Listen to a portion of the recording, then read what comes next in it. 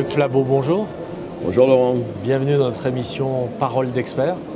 Vous avez choisi de parler d'optimisation de la rémunération. Alors, je vais commencer par une question très simple et directe.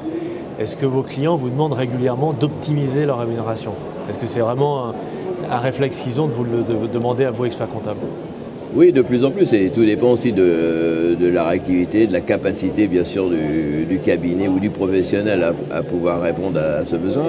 Mais en effet, on a cette demande des clients sur une optimisation de la rémunération est évidente.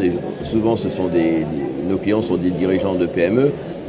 Ils ont tout intérêt, à la fois au niveau de l'entreprise, que la rémunération pèse le moins possible, l'ensemble de la rémunération, et puis à titre personnel, qu'elle soit le moins imposée, qu'elle coûte le moins cher possible. Donc bien sûr, il y a une demande sur ce sujet-là. Donc optimisation, c'est surtout optimisation fiscale en matière de cotisation sociale.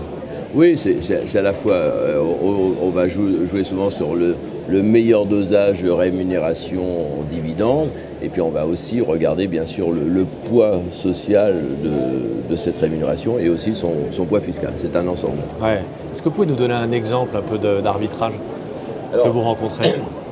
Alors, en fait, ce sont des missions, ce sont des demandes, de toute façon, où il y a une récurrence, parce que de toute façon, les textes changent, on le voit bien quasiment tous les ans.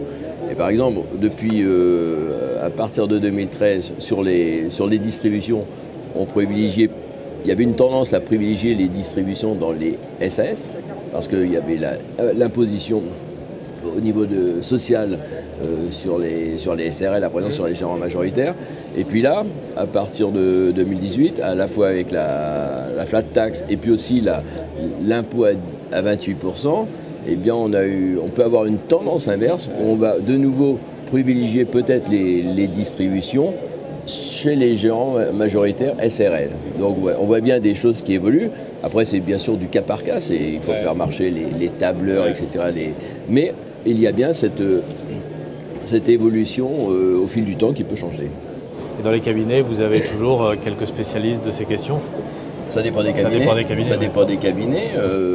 Soit il y a une expertise interne, soit il y a une expertise externe avec des partenaires comme nous, comme d'autres, etc.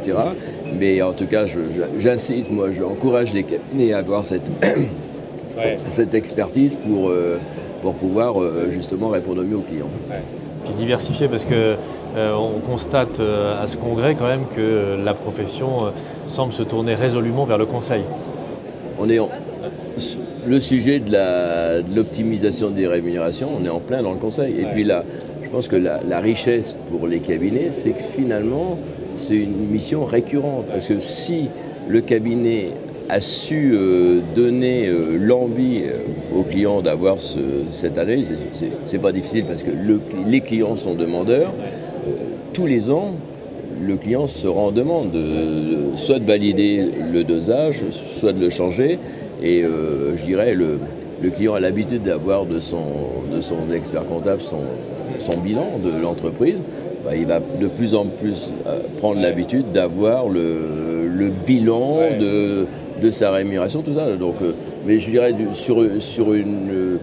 manière plus générale, toute la partie gestion patrimoine du dirigeant et de sa famille va de plus en plus s'incorporer dans nos activités. Jean-Luc Flabeau, merci beaucoup. Merci.